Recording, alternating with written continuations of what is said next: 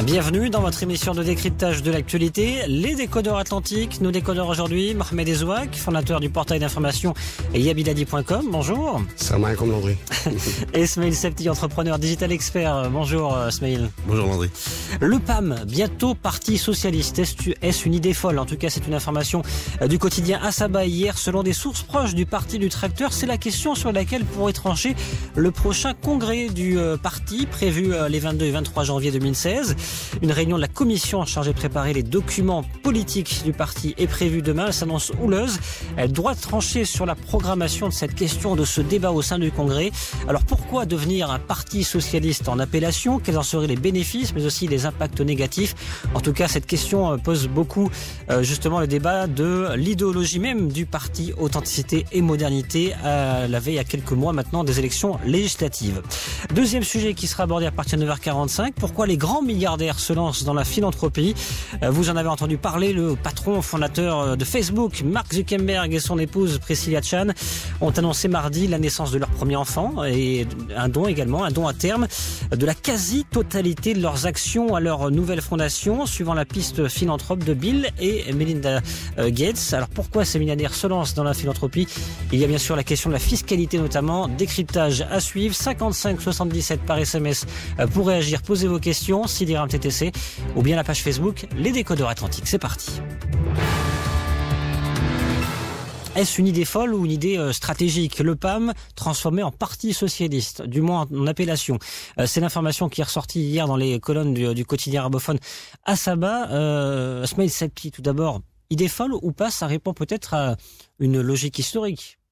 Si on revient à l'histoire de la création du PAM, c'est une sorte de parti qui est venu synthétiser un certain nombre de petits partis, de personnalités qui sont venues rejoindre une formation politique qui venait de se créer autour de la personnalité de Fouad El-Hima et beaucoup d'entre eux venaient de la gauche. Donc c'est peut-être un retour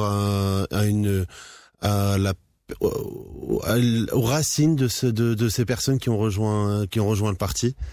Voilà. Après, aujourd'hui, ce parti s'est beaucoup construit contre le PJD. Peut-être qu'aujourd'hui, ils vont commencer à se construire avec une idéologie. C'est pas forcément une mauvaise chose. Mohamed Ezouak, retour aux racines, position, peut-être une appellation qui peut faire un pied de nez au PJD?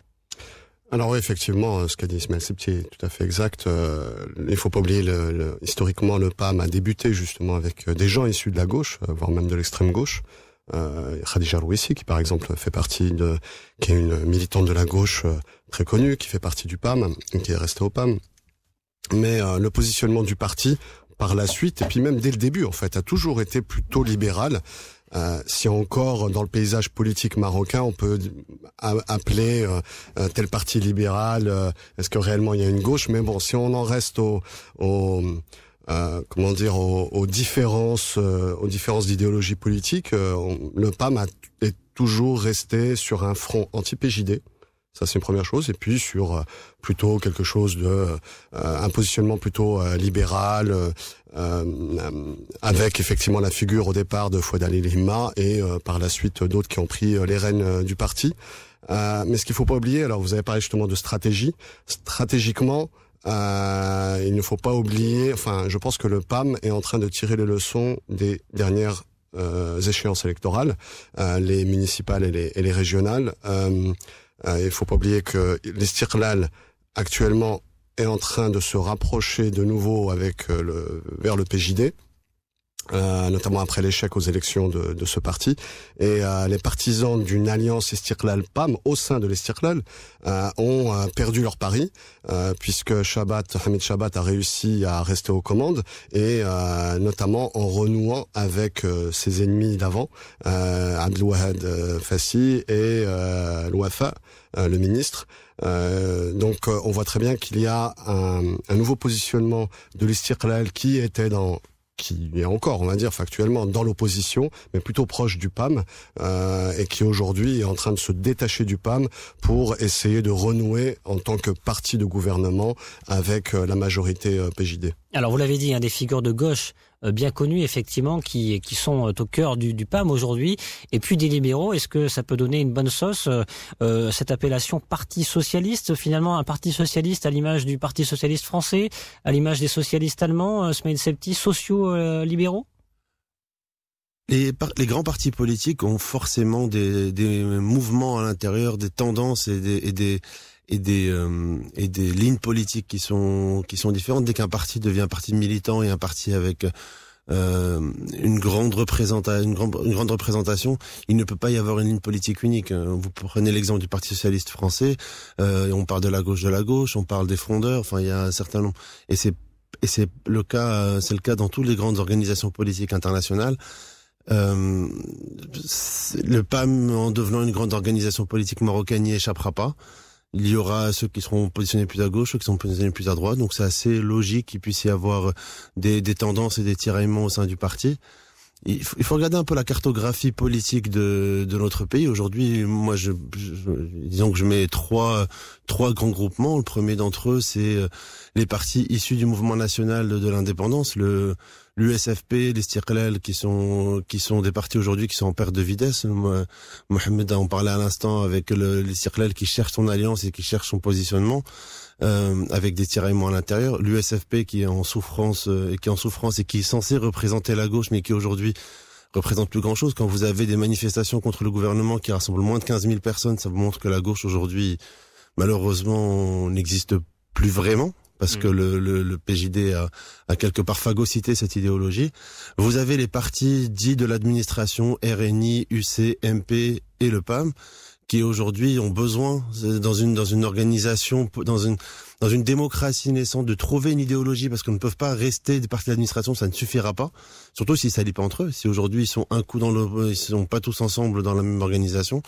Et puis enfin, il y a le PJD, qui est un parti nouveau, organisé, structuré, avec une idéologie. Voilà, moi je le mets tout seul dans son organisation parce que c'est un exemple que doivent suivre les autres partis.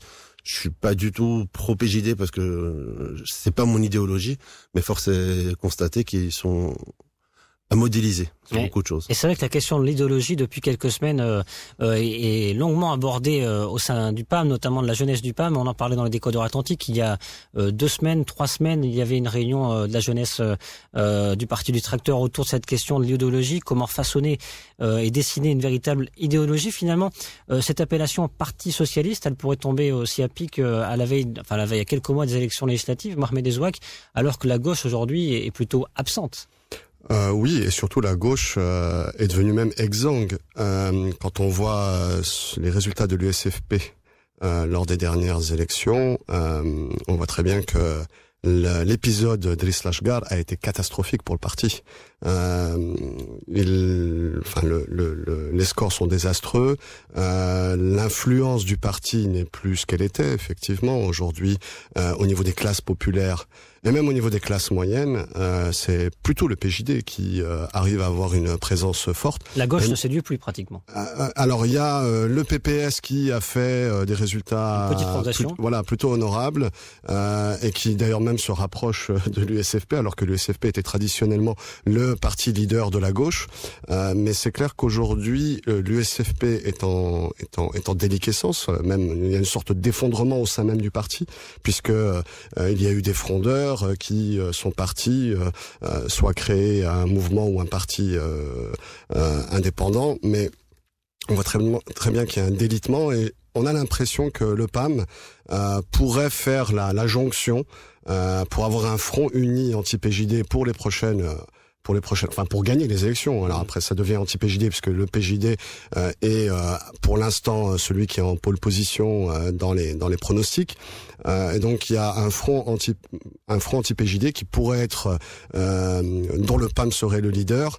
Et donc le PAM pourrait justement faire la jonction entre la gauche, voire même l'extrême gauche, et les partis libéraux. Donc je ne pense pas qu'il y aura forcément un repositionnement du PAM en changeant de dénomination ou en se plaçant comme étant le Parti socialiste, mais je pense plus qu'il souhaite devenir un petit peu le centre de gravité de l'opposition politique aujourd'hui et pourquoi pas demain devenir le centre de gravité de la majorité s'il gagne les élections.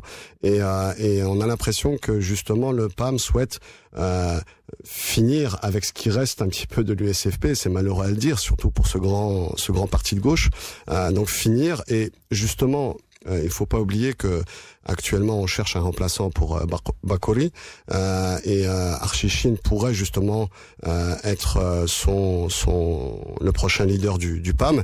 Et là, il pourrait aussi porter cette ouverture vers la gauche avec une ligne un peu différente de celle de Romari qui a quand même beaucoup souffert pendant les dernières élections.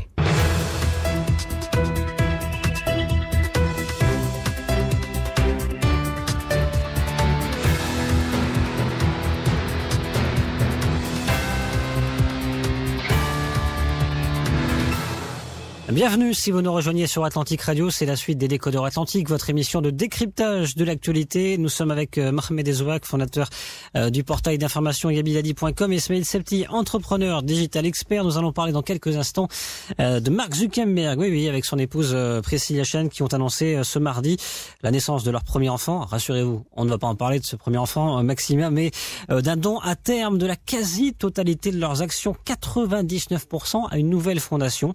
Ils suivent ainsi la piste philanthropique de Bill et Melinda Gates, mais aussi de d'autres entrepreneurs, d'autres milliardaires. Pourquoi justement ces milliardaires se lancent-ils dans la philanthropie? On va en parler dans quelques instants. Mais avant, la séance traditionnelle, coup de gueule, coup de cœur. Smail Septi, à vous l'honneur. Qu'est-ce que vous avez choisi aujourd'hui? Un coup de cœur. Je suis très content de voir le Maroc cité en exemple au niveau international, au niveau de la COP21, comme étant un des leaders dans l'économie durable. Alors comment dire, on sait bien qu'il y a un peu de marketing là-dedans puisque nous allons être organisateurs de la COP22, mais ça veut dire qu'on a pris les choses, on a commencé à prendre les choses en main. Il y a des choses qui se font, il y a la centrale, il y a le Mazen, il y a la centrale solaire de Ouarzazate, il y a des choses qui se font, il y a encore beaucoup à faire, mais voilà, c'est un truc qui aujourd'hui avance avec des vrais leaders au niveau national. Je dis bravo. Un quatrième pays le moins polluant de la planète selon un rapport sorti en marge de cette COP21. Mohamed Ezzouak, coup de gueule, coup de cœur? Alors on va rester dans la journée bisounours parce que moi aussi c'est un coup de cœur. Après 30 ans d'abandon et de délabrement, le théâtre Cervantes de Tanger pourrait réouvrir ses portes. En tout cas, l'Espagne a déclaré, ou en tout cas c'est une information d'El Mundo, sur El Mundo, le journal El Mundo, que l'Espagne, les autorités espagnoles pourraient céder le célèbre théâtre à l'État marocain, qui souhaiterait justement faire un centre culturel polyvalent. Donc il est fermé depuis 30 ans. Alors l'Espagne avait estimé les travaux entre 3 et 5 millions d'euros, donc soit environ 30 à 50 millions de dirhams. Alors c'est un budget important, mais la capitale du Détroit mérite justement un lieu culturel et un théâtre qui est en plus chargé d'histoire et qui est très joli, pour rehausser justement son attrait, que ce soit touristique mais aussi pour la vie culturelle de la ville. Je pense que c'est très important, c'est une bonne nouvelle et j'espère que les choses se feront très rapidement et que le théâtre Cervantes de Tanger pourra réouvrir ses portes très rapidement. Ce qui fait que ça va bouger un petit peu plus dans la capitale du Détroit au niveau culturel. 9h42 sur Atlantic Radio. Allez-y. Je réagis rapidement là-dessus. J'invite les internautes à aller sur Google et taper Théâtre Cervantes Tanger, de voir les images. Cet endroit est juste sublime, quoi. C'est vrai que la façade magnifique. Est magnifique. Tout à fait. Plus de 100 ans, cette façade construite. J'ai pas la date exacte. J'ai pas la date exacte, mais voilà, c'est un théâtre magnifique. Le plafond est magnifique, la façade est très belle. Il y a déjà eu des travaux d'ailleurs, il y avait une menace d'effondrement. Il y a déjà eu des travaux menés par les autorités espagnoles et là justement il faudrait quand même passer à la vitesse supérieure et réouvrir ce lieu de culture. Allez, on passe à notre deuxième sujet dans les Décodeurs Atlantiques, les 9h43. Pourquoi les grands milliardaires se lancent dans la philanthropie? Mark Zuckerberg, le patron fondateur du réseau social Facebook, et son épouse qui ont donc annoncé ce mardi la naissance de leur premier enfant, mais aussi et surtout le don à terme de la quasi-totalité totalité de leurs actions, 99%, à une nouvelle fondation qui va porter le nom de Chan Zuckerberg Initiative. Ça sera une fondation qui va essentiellement se tourner sur l'éducation, la santé, les objets connectés, Mohamed Ezouak. Oui, tout à fait. Alors, 99% des actions ne seront pas données d'un seul coup, mais progressivement tout au long de la vie de Mark Zuckerberg et de son épouse. Mais ça représente quand même 45 milliards de dollars, donc c'est énorme hein, pour comme œuvre philanthropique. Donc à l'occasion de la naissance de Maxima, leur fille, ce mardi. Alors pour la fondation, effectivement, c'est une fondation au bénéfice de l'égalité entre les enfants dans le monde. Et la mission qui lui est dévolue, c'est principalement l'apprentissage personnalisé, éradiquer les maladies, connecter les gens entre eux et construire des sociétés fortes. Je cite communiquer sur la page Facebook. Les communiquer sur la page Facebook, hein, puisque on n'est jamais mieux servi que par soi-même. Donc il a profité de sa page comme une sorte de média ou de desk pour les journalistes. Voilà, ça rentre dans la tradition philanthropique des riches américains et notamment de cette nouvelle génération d'entrepreneurs dans le domaine du numérique, dans le domaine du monde digital, comme avant lui, vous l'avez cité tout à l'heure, Bill et Melinda Gates. Ouais, magnifique, il est magnifique, il est bon ce Mark Zuckerberg. C'est la réaction que beaucoup de monde aurait, Smail Septi, mais c'est vrai que bon, ce projet philanthropique, il va voir le jour. 45 milliards de dollars, c'est pas rien pour faire de belles initiatives, de belles choses. Mais derrière, il y a aussi un aspect fiscal important qui est pas, Mark Zuckerberg n'est pas le seul en la matière. Il va pouvoir profiter de quelques allègements. Alors, il faut pas dénaturer Je me fais l'avocat du diable, allez-y. Ouais, mais il faut pas dénaturer le don, parce que quand on donne de l'argent, il va donner 99% de sa fortune à de ses avoirs à une organisation philanthropique. C'est une partie d'entre elles serait restée dans sa poche, une partie serait allée aux impôts. Disons que la partie qui est allée aux impôts, elle va aussi aux œuvres philanthropiques, mais tout le reste vient de sa poche et sinon serait resté dans sa poche. Donc non, ne dénaturons pas non plus ce don.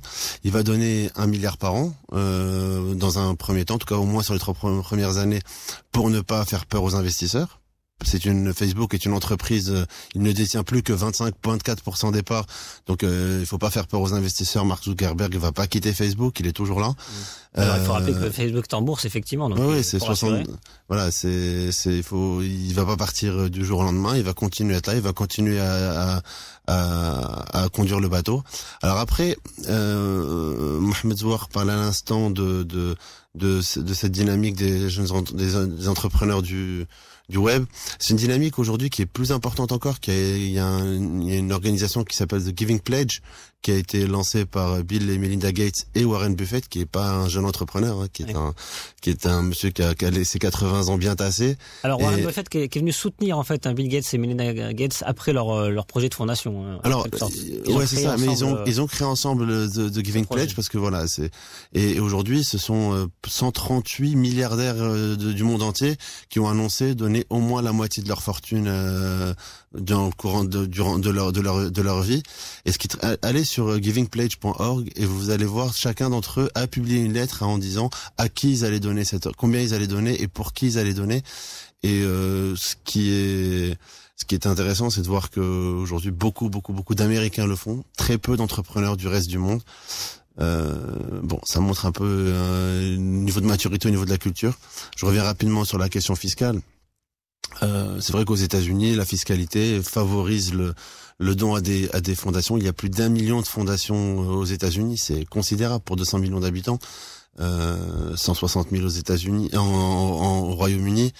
Et chez nous, il n'y a pas de fiscalité dédiée pour ça. Et si vous voulez, on reviendra sur le cas marocain après, parce que il y a des choses à retenir et qu'on pourrait modéliser pour imposer chez nous. Oui, alors peut-être revenir sur ce projet de Warren Buffett et Bill Gates qui réunit plus de 130 milliardaires, parce que ça pose quand même, en dehors des questions fiscales, toujours cette question de puissance, parce que cette organisation aujourd'hui, elle a le poids financier équivalent au fonctionnement de l'ONU, Mohamed Ezouak.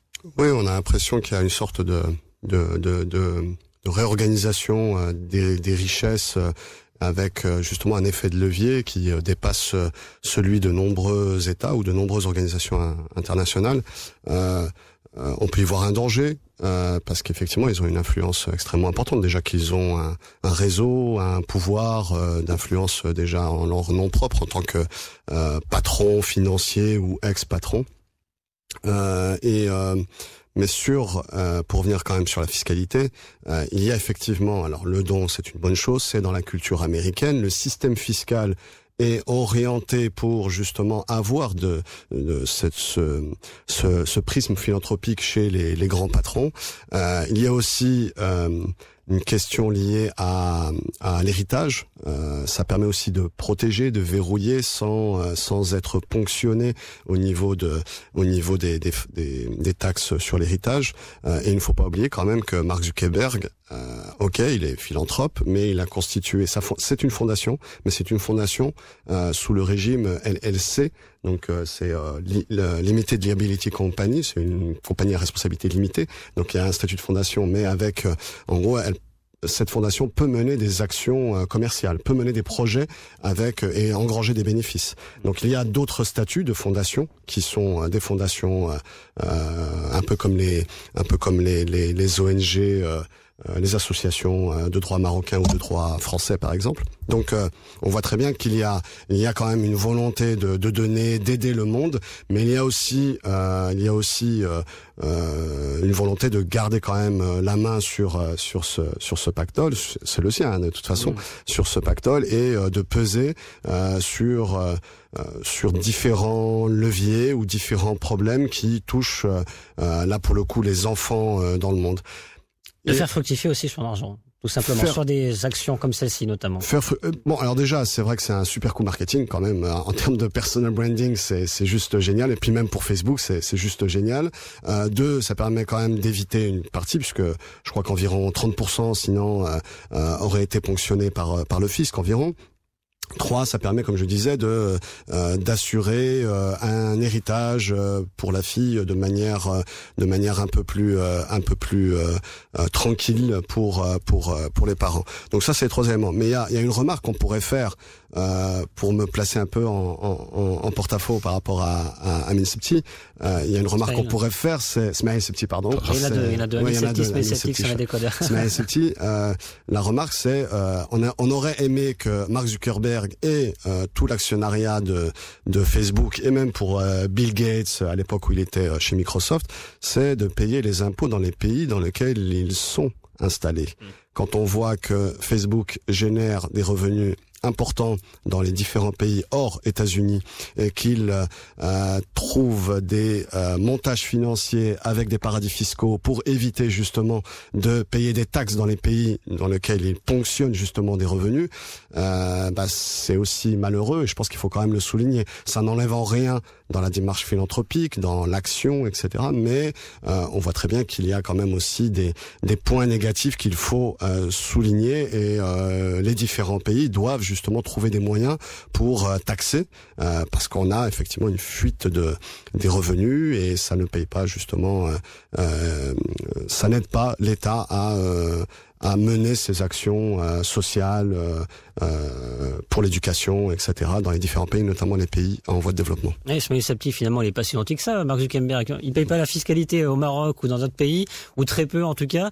Et puis à côté, il monte une fondation avec donc un objectif philanthrope. Il va faire des actions sur l'éducation, sur la santé, des choses qui pourraient peut-être être faites par les pays eux-mêmes si la fiscalité était respectée par Facebook. Et à côté, ça en empare peut-être aussi dans une stratégie de commercialisation et d'enrichissement. Je fais un résumé, je me fais avocat du diable. Je comprends, mais je suis pas là pour défendre Zuckerberg. Non, bien sûr. Je lui donne suffisamment d'argent dans le cadre de mes activités pour pas avoir besoin de le défendre. S'il pouvait me faire des réductions et me faire une restitution en cashback, j'aurais rien contre. Allô, Mark Zuckerberg? Non, c'est pas du tout le but de ma présence. Il faut se positionner dans un mode de pensée américain.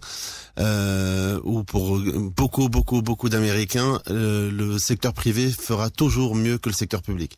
Et donc, dans leur façon de penser, il vaut mieux créer une fondation, lui donner plein d'argent et prendre des mecs qui sont sortis des meilleures écoles, leur dire dépensez cet argent pour faire avancer les choses, ça vous ferait toujours mieux que le gouvernement. Donc il y aura toujours sera plus d'impact, et puis quelque part il y a moins d'enjeux politiques qui vont rentrer là-dedans.